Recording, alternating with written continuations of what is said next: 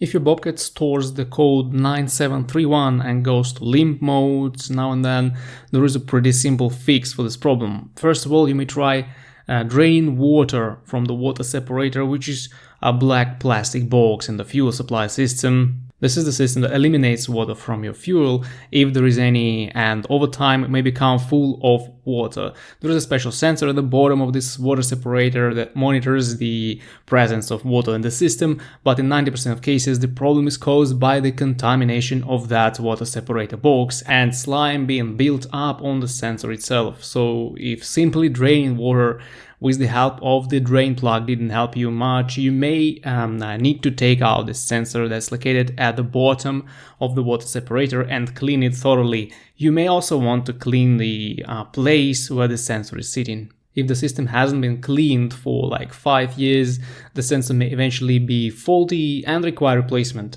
Also, if you're getting the code because of actually bad fuel with a lot of water in it, you will want to take that bad fuel out, pour a full tank of good fuel, replace the fuel filter, and clean the water separator. This takes much more work than just cleaning the sensor, so I suppose you should try the methods that I described earlier first.